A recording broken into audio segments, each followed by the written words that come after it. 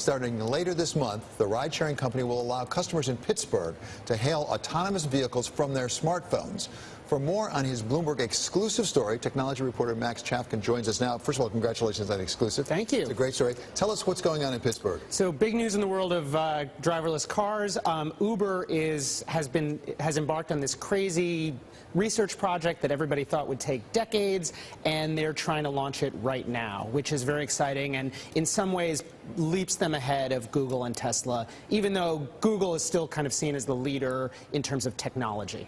So no offense to our friends in Pennsylvania, but why Pittsburgh? So Pittsburgh, most people don't know this, Carnegie Mellon University is like the place to do autonomous driving, driverless cars.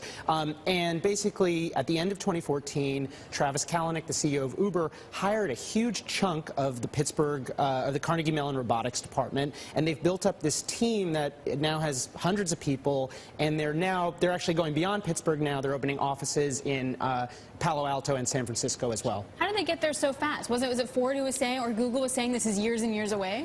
Well, and I think it still is. So it's important to know that the cars in Pittsburgh will have safety drivers and actually co-pilots. I rode in one of these, and it's kind of an interesting experience. There's someone taking notes while you're driving around.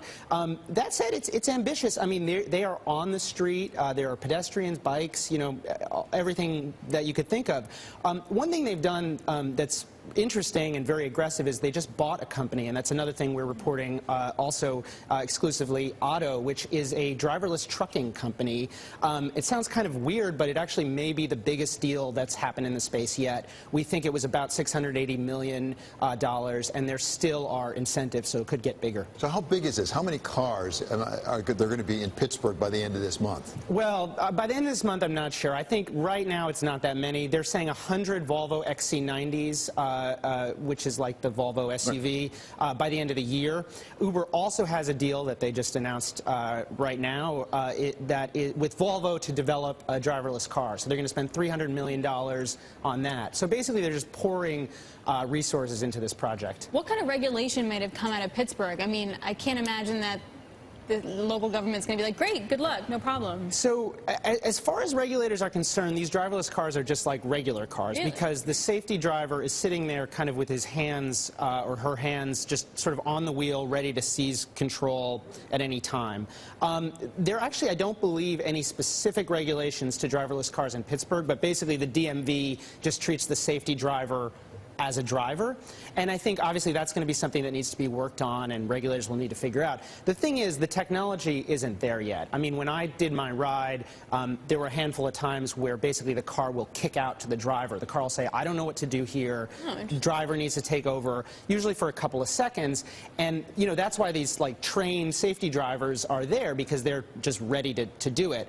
And in cases with, there was a Tesla accident, you know, a few months ago. In Florida. Right.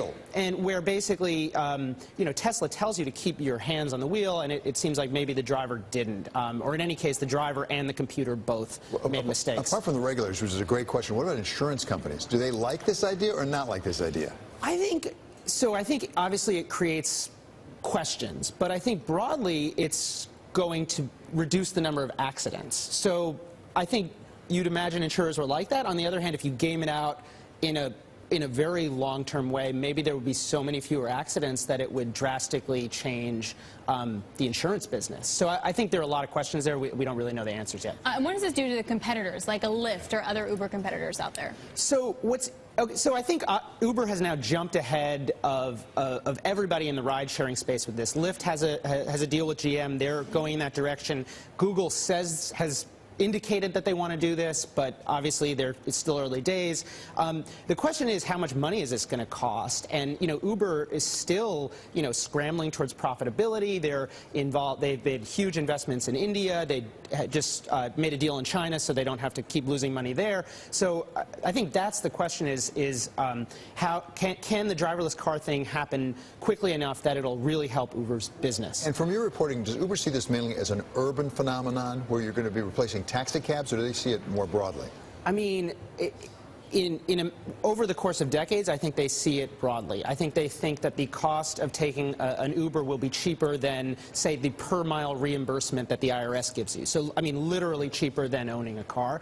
I think in the short term, it's going to be in cities and also in the U.S., where labor is a lot more expensive. Because in China, where drivers are a lot cheaper, it's not clear that the numbers work quite as well. Yeah. Thanks so much. That's great reporting, Max. That's Max Chafkin. He's Bloomberg Businessweek technology reporter. And you can read his story in the latest edition of Bloomberg Businessweek on newsstands right now, Alex.